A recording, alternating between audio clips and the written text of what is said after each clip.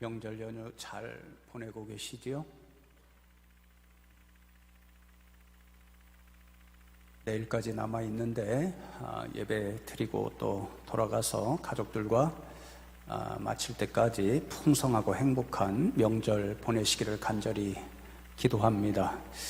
또 오늘 예배 자리 보니까 우리 성도님들 가운데 가족들 만나러 가셔서 그 자리에서 함께 예배 드리시는 성도님들이 많은 것 같습니다. 함께 기도하기는 우리 성도님들 오고 가시는 그 길 가운데 하나님께서 함께 하셔서 안전하고 복된 길 될 수 있도록 함께 기도하시면 좋겠습니다. 옆에 분들과 함께 인사 나누실 때에 명절 은혜롭게 보내기를 기도하겠습니다. 그렇게 인사 나누시면 좋겠습니다.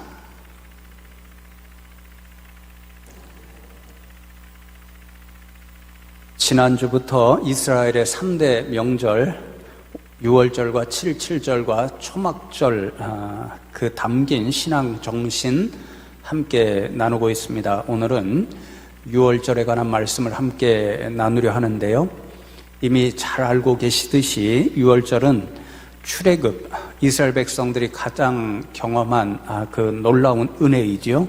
그것을 기념하는 절기이기 때문에 하나님께서 3대 명절 가운데서도 가장 중요하고 근본이 되는 명절로 지키라 그렇게 명령하신 절기요 명절입니다.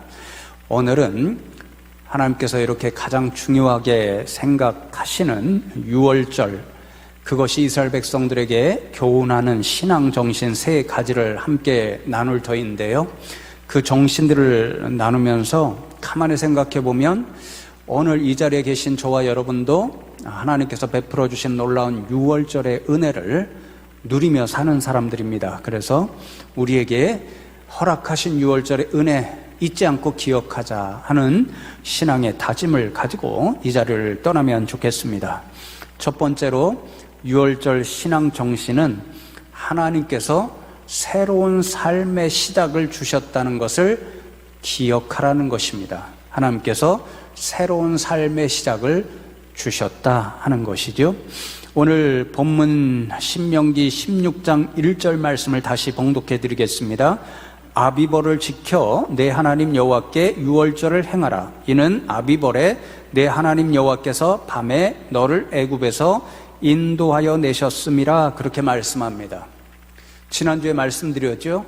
6월절이 있는 이 아비벌은 우리나라 달력으로 보면 3월에서 4월입니다. 그런데 유대인들은 이 아비벌을 새해가 시작되잖아요. 그 첫 달로 생각합니다. 3월, 4월을 우리 달력으로 치면 새해의 첫 달인 1월처럼 생각하는 거죠. 우선적으로는 계절적으로 이때 따스한 봄이 시작되어서 이스라엘 백성들에게는 참 좋은 시절이 시작되기 때문에 그러하고, 또 지난주에 말씀 나눈 것처럼 이때의 1년 농사의 첫 수확, 보리를 수확하기 때문에 이 아비벌을 새해의 새 시작 첫 달로 생각합니다. 그런데 오늘 말씀에 보면 이스라엘 백성들이 아비벌을 그렇게 새로운 시작이 되는 그런 달로 생각해야 할 영적으로 중요한 사건이 있죠. 바로 이 아비벌 때에 하나님께서 출애굽의 역사를 그들에게 허락하셨기 때문입니다. 출애굽의 역사를 통해서 이전과는 전혀 다른 새로운 삶의 역사를 시작할 수 있도록 해주셨기 때문에 이 아비벌이 정말 중요한 달이 되는 거죠. 여러분, 어떤 새로운 시작이 있었는가 우리가 잘 아는 일이지만 신명기 오늘 본문 앞장 15장 15절에 보면 출애굽의 역사를 통해서 이스라엘 백성들에게 어떤 새로운 일이 생겼는가, 그것을 이렇게 요약합니다. 너는 애굽 땅에서 종되었던 것과 내 하나님 여호와께서 너를 속량하셨음을 기억하라. 그것으로 말미암아 내가 오늘 이같이 내게 명령하노라. 하나님께서 말씀하시죠. 출애굽의 역사를 통해서 이스라엘 백성들에게 새로운 것을 주신 것은 종으로 살던 그들, 애굽에서 종살이하던 그들을 속량해 주신 것이다. 이렇게 요약하십니다. 성도 여러분들, 그렇지요? 하나님께서 출애굽의 놀라운 역사를 주시기 이전에 이스라엘 백성은 애굽에서 종으로 살았습니다. 자그마치 430년 동안 종으로 살아야 했습니다. 애굽에서 그렇게 종으로 살아갈 때 이스라엘 백성들의 삶은 한마디로 고통의 나날이었습니다. 그들은 매일같이 원하지 않는 강제 노역을 애굽 사람들을 위해 해야 했습니다. 그것을 더 잘하라고 애굽 사람들로부터 수많은 핍박과 박해와 학대를 받아야 했습니다. 심지어는 우리가 잘 아는 것처럼 이스라엘 백성들이 번창하는 것을 막기 위해서 애굽 사람들은 이스라엘 백성들 가운데 아기가 태어나게 되면 그 생명을 죽이는 일까지 서슴지 않았습니다. 그래서 애굽으로 종으로 살아갈 때 이스라엘 백성들의 삶은 지옥과도 같았습니다. 이 지옥과 같은 삶에서 그들은 벗어날 수 있는 그런 힘이 없었습니다. 그들이 유일하게 할 수 있는 길은 바로 하나님 앞에 탄식하며 부르짖어 기도하는 일이었습니다. 우리가 나누었던 욥처럼 이스라엘 백성들은 고통의 삶 가운데서 매일같이 하나님 앞에 하나님, 우리를 좀 돌아봐 주십시오. 우리를 좀 불쌍히 여겨 주십시오. 이 견딜 수 없는 고통으로부터 우리를 좀 건져 주십시오. 탄식하며 기도할 수밖에 없었습니다. 하나님께서 그들의 탄식의 기도를 들어주셨지요. 그래서 그들을 구원해 주실 계획을 세우십니다. 그 구원의 계획을 이루어 줄 지도자로 모세를 이스라엘 백성들에게 보내주십니다. 10가지 이적을 베풀어 주셔서 너무도 완악해서 이스라엘 백성들을 놓아주지 않으려고 하는 애굽 사람들로부터 그들을 빼내어 주십니다. 홍해를 갈라 주시는 기적을 통해서 뒤에서 쫓아오던 애굽의 강력한 군대로부터 이스라엘 백성들을 건져서 살려 주셨습니다. 그래서 하나님은 이전과는 다른 새로운 삶을 살도록 이스라엘 백성들을 인도해 주셨습니다. 출애굽 역사가 있기 전에 그들은 노예의 삶을 살았습니다. 그러나 하나님은 출애굽의 역사를 통해서 그들이 자유자의 삶을 살도록 해주셨습니다. 출애굽 역사 이전에 그들은 하루하루 고통의 삶을 살았습니다. 출애굽 역사와 더불어 이제는 고통이 아니라 기쁨과 환희를 맛보며 그들은 살 수 있었습니다. 출애굽 역사 이전에 그들은 매일같이 죽음을 맛보며 살았습니다. 그러나 출애굽 역사 이후부터는 생명의 삶을 살 수 있었습니다. 출애굽 이전에 그들은 세상의 한가운데 우상의 땅에서 살아야 했습니다. 그러나 이제부터는 하나님의 백성으로 살게 해 주셨습니다. 이스라엘 백성들은 유월절을 지킬 때마다 이 은혜를 잊지 말아야 했습니다. 그렇다, 하나님께서 출애굽의 역사를 통해서 우리에게 새로운 삶을 살게 해 주셨다. 이 사실을 그들은 잊지 않고 기억하고 또 기억해야 했습니다. 사랑하는 성도 여러분, 바로 이렇기 때문에 저와 여러분도 우리에게 주신 하나님의 출애굽을 통한 유월절의 역사를 이스라엘에게 주셨듯이 우리에게도 주신 그 유월절의 은혜를 기억해야 합니다. 사랑하는 성도 여러분, 우리도 하나님께서 주시는 새로운 삶을 누리고 있기 때문에 그렇습니다. 하나님께서 우리에게 구원의 은혜를 베풀어 주시기 전에, 우리를 향한 출애굽의 그 역사를 베풀어 주시기 전에 우리는 죄 가운데 살았습니다. 죄의 종으로 살았습니다. 죄의 주권자인 사단의 노예로 살았습니다. 그 모습 그대로 하나님 앞에 서면 우리는 심판을 받고 영벌을 받고 영원한 죽음을 살 수밖에 없는 고통의 존재였습니다. 그러나 하나님께서 우리를 불쌍히 여겨주셔서 저와 여러분에게 출애굽의 은혜를 허락해 주셨습니다. 죄로부터 자유하게 해주셨습니다. 사단의 권세로부터 노임받게 해주셨습니다. 그래서 죽음의 그 고통 가운데 살아가는 존재가 아니라 이제는 하나님께서 주시는 생명의 은혜를 맛보며 살게 해주셨습니다. 죽음의 나라가 아니라 생명의 나라, 하나님 나라의 백성으로 살게 해주셨습니다. 완전히 새로운 피조물로 완전히 새로운 삶을 살게 해 주셨습니다. 그러니 사랑하는 성도 여러분, 저와 여러분도 하나님께서 여러분 각자에게 주신 6월절의 은혜, 그래, 하나님께서 나를 죄로부터 건져주시는 구원의 역사를 통해서 완전히 새로운 존재로 만들어주셨고 완전히 새로운 삶을 살게 해주셨어. 이 은혜를 잊지 않고 기억하시면 좋겠습니다. 두 번째로 6월절의 신앙 정신은 하나님께서 이스라엘 백성을 구별하여 살려주셨다는 것을 기억하는 정신입니다. 6월절 탄생의 배경을 자세하게 알려주는 말씀이 출애굽기 12장과 13장 말씀에 기록되어 있죠. 12장 13절에 이렇게 말씀합니다. 내가 애굽 땅을 칠 때에 그 피가 너희가 사는 집에 있어서 너희를 넘어가리니 재앙이 너희에게 내려 멸하지 아니하리라. 그렇게 말씀합니다. 하나님께서 출애굽의 역사를 통해서 애굽에서 건져주신 구원의 사건을 기념하는 것이 6월절입니다. 그런데 하나님께서 애굽으로부터 이스라엘 백성을 건져주시기 위해서 너무도 완악한 바로와 그의 백성들, 그들로부터 이스라엘 백성을 구원해 내시기 위해서 10가지 재앙을 내리셨습니다. 9번째 재앙이 임하기까지 바로와 그의 백성들은 이스라엘 백성 놓아주는 것을 거부했습니다. 하나님께서 그러자 마지막 10번째 재앙을 준비하십니다.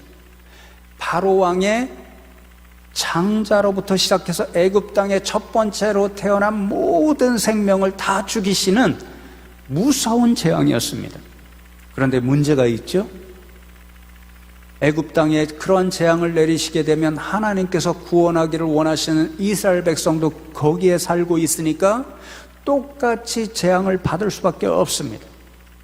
하나님께서 그래서 특별한 조치를 명령하시지요. 이스라엘 백성들에게 모세를 통해서 어린 양을 잡거라. 그리고 그 피를 문설주에 바르거라.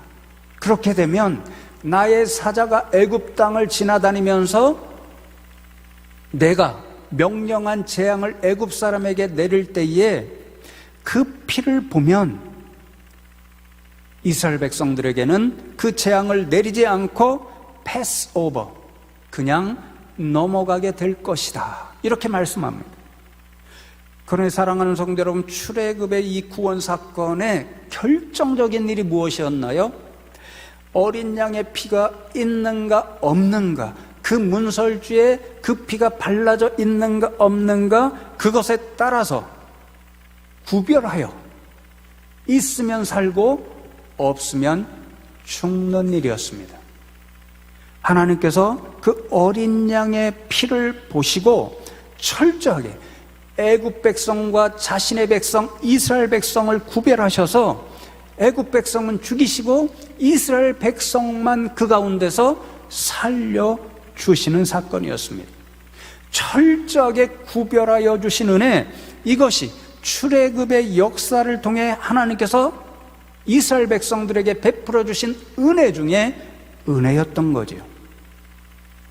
그래서 이스라엘 백성들은 6월절을 지킬 때마다 이 사실, 하나님께서 모두가 죽어가던 애굽 땅 한가운데서 우리를 구별하여 살려주셨다 하는 그 은혜를 잊지 않고 기억해야 했습니다. 사랑하는 성도 여러분, 가만히 생각해 보면 저와 여러분 유사한 이 은혜를 받은 사람들입니다. 베드로 사도는 베드로전서 1장 18절과 19절 말씀에서 우리에게 구원의 은혜가 어떻게 임했는가를 이렇게 말씀합니다.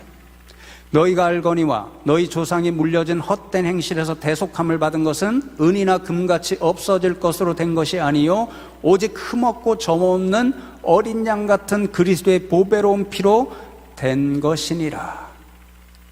우리에게 임한 대속의 은혜, 구속의 은혜는 우리가 가진 어떤 값진 것이 아니라 오로지 유월절 어린 양으로 저 십자가 위에서 못 박혀 피를 흘려 죽으신 그 예수 그리스도, 그분의 피로 된 것이다, 그렇게 말씀하죠.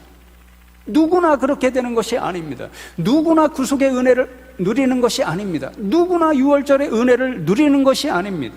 저 십자가에 달리셔서 보배로운 피를 흘리신 그 예수님, 그 예수님의 보배로운 피를 믿음으로 받아들여서 마치 어린 양의 피를 문설주에 발아서 표식을 했던 것처럼 저와 여러분 가운데 표식을 가지고 있으면 하나님께서 예수 그리스도의 그 보배로운 피, 그 표식을 보시고 죽을 수밖에 없는 사람들 가운데서 구별하셔서 그 사람을 살려주신다라는 거죠. 성도 여러분이 오늘 이 자리에서 함께 예배드릴 수 있는 이유가 바로 여기에 있는 거죠. 여러분이 믿음으로 예수 그리스도의 보배로운 피, 그것을 여러분 몸의 흔적으로 가지고 계셔서 하나님께서 그 피를 보시고 살려주시는 은혜를 베풀어 주셨기 때문에 구원받은 백성으로 바로 이 자리에 계시다는 것 잊지 않고 기억하시면 좋겠습니다. 말씀을 준비하면서 제가 이런 이야기를 읽었는데요, 1988년에 유럽의 알베인이라고 하는 지역에 강력한 지진이 발생했습니다. 이 강력한 지진으로 수많은 건물이 무너졌고, 그래서 수많은 사람이 생명을 잃었습니다. 그런데 어느 무너진 건물 속에 한 엄마와 태어난 지 얼마 되지 않은 어린 아기가 갇히게 되었습니다. 무너진 건물 잔해 때문에 조금도 움직일 수 없는 상황에서 거리가 딱 엄마가 있는 힘을 다해서 자신의 손을 최대한 뻗어야 아이의 얼굴 닿을 정도의 거리가 되었다고 합니다. 그렇게 6일이라는 시간이 지나갔고 기적적으로 엄마와 아기가 구조를 받았습니다. 그런데 결과적으로 어린 아이만 생존하게 되었고 엄마는 죽고 말았습니다. 상식적으로 좀 이해가 안 되죠? 엄마는 성인입니다. 더 버틸 수 있는 힘이 있었을 것입니다. 그런데 그 엄마가 아니라 정말 약하고 약한 어린 아기가 생존하게 되었습니다. 어떻게 이런 일이 일어날 수 있었을까요?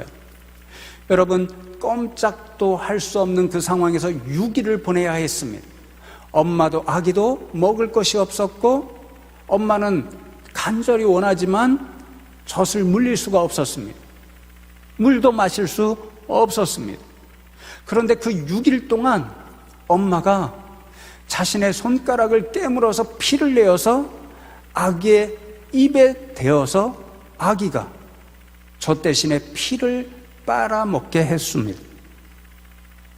6일 동안 자신의 피를 너무 많이 아이에게 주어서 엄마는 결국 죽고 말았고 아이는 그 피를 빨아먹고 살 수 있었던 거죠. 자신은 죽고 자신의 생명의 피로 자식의 생명을 살린 엄마였습니다. 그래서 당시에 영국 런던 타임지는 이 사건을 현대판 예수님의 사건이다 이렇게 보도했다고 합니다. 여러분, 가만히 생각해 보면 저와 여러분 모두가 이 유사한 은혜를 누린 사람들입니다.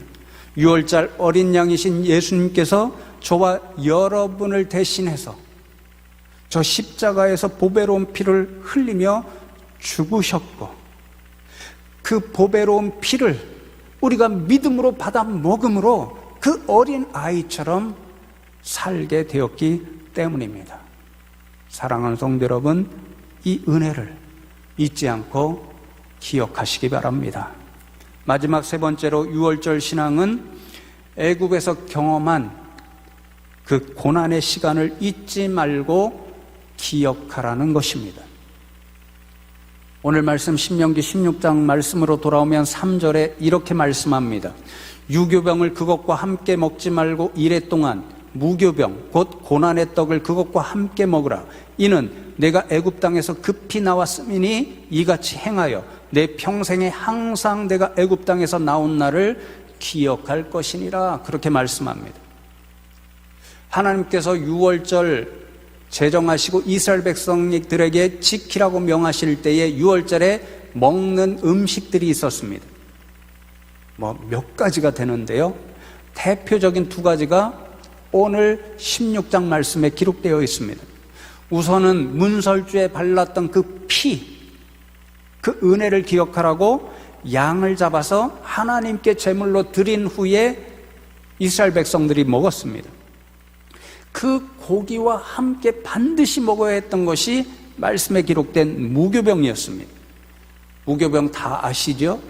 우리 예전에 이스트라고 그랬었죠? 그 누룩을 넣지 않고 만든 빵이 무교병입니다. 당시에 이 무교병은요, 빵을 만드는데 너무도 중요했습니다. 오늘날 이런저런 색깔도 내고 맛도 내고 이런 것이 없잖아요. 그러니까 이 누룩만이 유일하게 빵을 맛있게 해줄 수 있는 것입니다. 부풀어 오르게 만들어서 부드럽게 만들어 주고요, 빵에 밀가루에 아주 고소한 그 자연의 맛을 나게 해 주었다고 합니다. 그러니 성도 여러분, 누룩을 넣지 않은 무교병은 어떨까요? 제가 찾아보니까요, 아주 딱딱합니다. 그리고 먹으면 아주 퍽퍽하다고 합니다. 넘기기가 쉽지 않다고 합니다. 맛도 자연이 없습니다. 그러니 먹기가 쉽지 않죠? 저같이 위와 장이 약한 사람은 아마 더 어려웠을 것입니다. 그래서 말씀을 준비하면서 제가 개인적으로 농담으로 어떻게 이야기했냐면요, 김현수 목사, 너 유대인으로 안 태어난 거 고맙게 생각해라, 이렇게 농을 던졌습니다. 그러니 오늘 말씀처럼 무교병은 고난의 떡이 되는 거죠. 먹기가 너무 어려우니까요. 그런데 하나님이 그렇기 때문에 고난의 떡, 무교병을 유월절에 먹으라고 명령하신 이유가 있었습니다. 이스라엘 백성은 딱딱하고 퍽퍽하고 맛이 없어서 먹기 힘든 그 무교병을 먹으면서 애굽에서 430년을 종살이 하면서 그들이 겪어야 했던 고난의 일들을 떠올려야 했습니다. 잊지 않고 기억해야 했습니다. 왜 그럴까요? 그 고난의 크기를 기억하면 기억할수록 그 고난으로부터 건져주신 하나님의 은혜를 더 크게, 그 은혜가 자신들에게 얼마나 놀라웠던가를 분명히 기억할 수 있었기 때문이었습니다. 그래야 하나님께 감사하는 백성으로 살 수 있었고, 그래야 하나님을 배신하고 우상에게 달려가는 어리석은 일을 범하지 않을 수 있었기 때문이었습니다.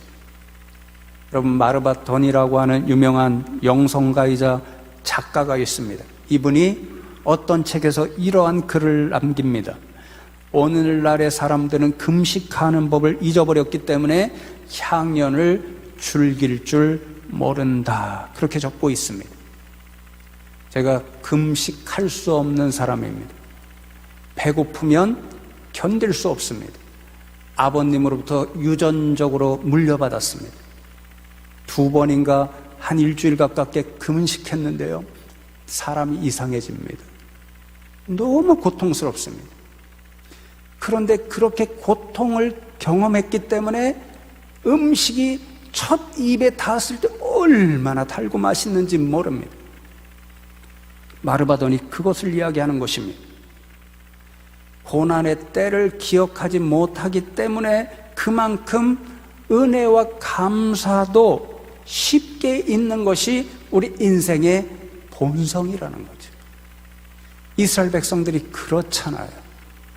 출애굽의 그 고난을 잊어버리고 그 고난으로부터 건져주신 하나님의 은혜를 잊어버리고 하나님을 배신하고 우상에게로 달려가잖아요. 그렇기 때문에 이스라엘 백성들은 유월절을 지낼 때마다 무교병, 먹기 고통스러운 그 빵을 먹으면서 애굽에서 경험했던 고난을 생생하게 기억하고 그 고난으로부터 건져주신 하나님의 은혜가 얼마나 큰가를 기억하고 또 기억해야 했습니다. 사랑하는 성도 여러분, 저와 여러분도 이 고난을 기억하는 일을 늘 해야 합니다. 우리가 하나님의 은혜를 받지 못했을 때, 죄의 자녀로 살아갈 때 결국 우리는 영원한 죽음을 맞이해야 할 수밖에 없었던, 영원한 고통을 살 수밖에 없었던 인생이라는 것 기억함으로 우리를 죄의 고난의 자리로부터 건져주신 하나님의 은혜가 얼마나 큰가를 늘 감사함으로 기억해야 합니다. 또 기억해야 할 고난이 있죠. 예수님의 저 십자가의 대속의 고난을 우리는 기억해야 합니다. 여러분, 전광판 제가 여쭤보니까 참 잘하셨다 그러더라고요. 너무 좋죠? 네, 제가 너무 선명하고 잘생긴 것으로 나온다고 합니다. 그렇게라도 보이면 좋겠습니다. 제가 농으로 말씀드렸습니다. 너무 선명해서 다음 주부터는 화장을 잘하고 나와야 되겠다. 점 같은 거 보일까 봐. 수고해 주신 분들 얼마나 감사한지 모릅니다. 교회가 날마다 좋아지고 있습니다. 사랑하는 성도 여러분, 그런데 안타깝게 지금은 십자가가 보이지 않습니다. 전광판에 가려 있습니다. 곧 예쁘게 잘 보이게 설치할 것입니다. 그 십자가를 정말 주목해서 바라봐야 합니다.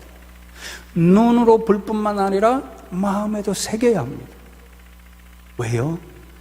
그 십자가에 우리를 위해서 고난을 당하신 예수님의 대속적 고난을 잊지 않기 위해서 그렇습니다.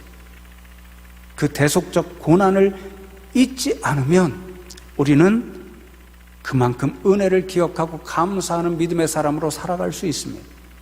그러나 반면에 이 십자가 대속의 고난, 그 은혜를 잊으면 우리는 감사하지 못하고 이스라엘 백성처럼 하나님께 원하시지 않는 그런 어리석은 인생의 삶을 살 수도 있습니다. 그러나 사랑하는 성도 여러분, 저 십자가 여러분 가슴에 새기기를 바랍니다. 여러분을 위해서 피 흘리신 예수님의 대속적 고난을 잊지 마시기 바랍니다. 그래서 매일같이 항상 은혜를 생각하고 감사하고 찬송하는 믿음의 백성들로 살아가시는 저와 여러분 다 되시기를 주님의 이름으로 축복합니다.